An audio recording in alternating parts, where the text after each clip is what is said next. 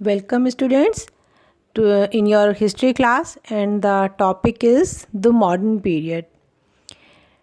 As you are having a PPT of history of this chapter और आप अपनी screen पर देख रहे हो, उसमें है उसको हिस्ट्री पढ़ने के लिए, हिस्ट्री को समझने के लिए हम उसको 3 पार्ट्स में डिवाइड करते हैं: ancient history, medieval history and modern history.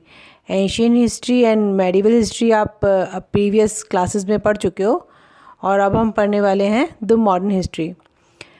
Modern history शुरू होती है जब मुग़ल एम्परर औरंगजेब अपनी अंतिम सांसें गिन रहा था 1707 से।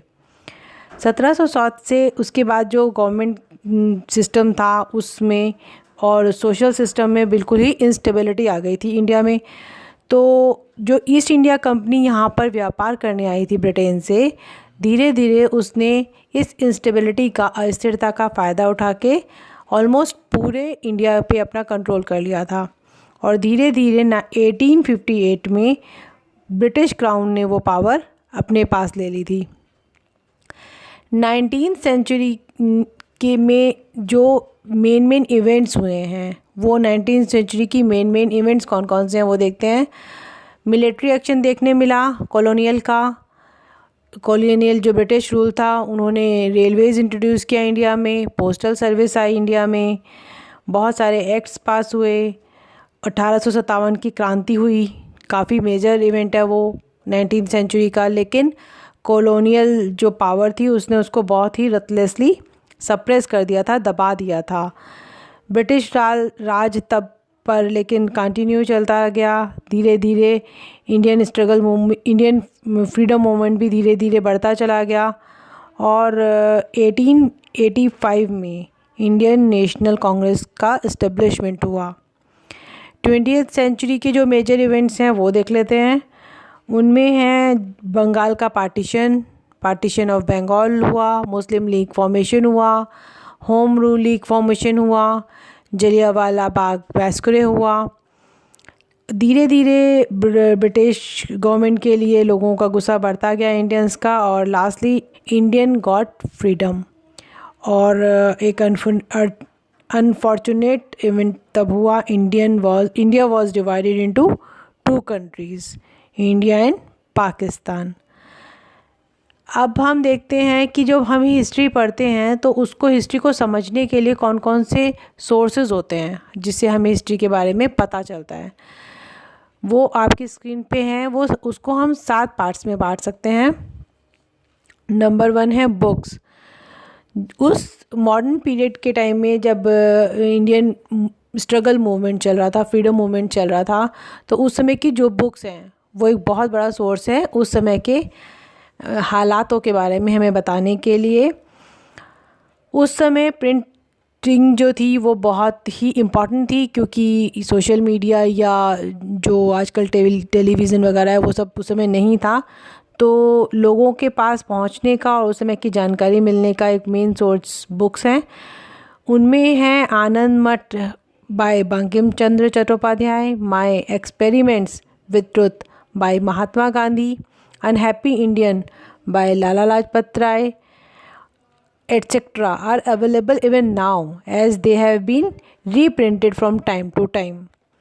They are very important source of information of the modern period, जिसमें कि बहुत सारे poetry, prose, drama, stories, autobiographies, biographies उस दौरान जो लिखी गई हैं। दूसरा सोर्स है ब्रिटिश डॉक्यूमेंट्स। ब्रिटिश रूल जो है ऑलमोस्ट 200 ईयर्स चला इंडिया में।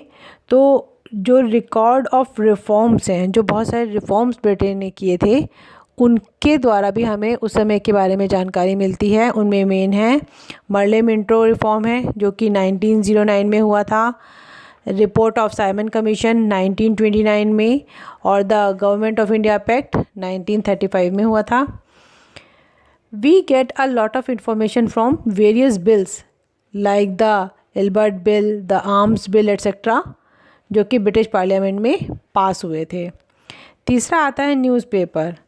उस समय के न्यूज़पेपर हैं the London times, Bombay times and vernacular papers. बाल गंगाधर तिलक निकालते थे मराठी में केसरी, अमृता बाजार पत्रिका बंगाली न्यूज़पेपर, ये भी एक इम्पॉर्टेंट सोर्स है मॉडर्न हिस्ट्री को जानने के लिए। नेक्स्ट आता है administrative reports of government. Administrative reports of government are tribes, caste and land revenue settlements are also very important source. तो इनका जो बेसिकली ऑब्जेक्टिव होता था इनको कराने का, वो सर्वे होता था ताकि जो ब्रिटिश गवर्नमेंट को जानकारी मिल सके इंडिया के बारे में, उसके पहले कि वो वहाँ पे अपना एडमिनिस्ट्रेशन लाए, वहाँ पे शासन करे, तो वो सर्वे कराती थी। तो वो सर्वे जो हैं वो वाली रिपोर्ट्स भी हमें उस समय के बारे में जानकारी देने के लिए एक अच्छा सोर्स है। नेक्स्ट आता है buildings, artifacts and people. The architectural style of old buildings, artifacts and people of that period also tell us the tales of the past. Many people who participated in the freedom struggle and saw the important changes. तो उसमें वो जो main buildings बहुत सारी हैं, कुछ हैं जैसे गेटवे ऑफ इंडिया मुंबई में, विक्टोरिया मेमोरियल कोलकाता में, विक्टोरिया टर्मिनस मुंबई में and Rashtrapati Bhavan in new Delhi. Next आता है इंटरनेट और डाटाबेस। तो जो डिजिटल लाइब्रेरीज़ हैं they also provide a lots of information, जैसे कि डिजिटल साउथ एशियन लाइब्रेरी है, ब्रिटिश लाइब्रेरीज ओरिएंटल है, या Indian office of collection of data, ये भी हमें काफ़ी इंफॉर्मेशन प्रोवाइड करता है।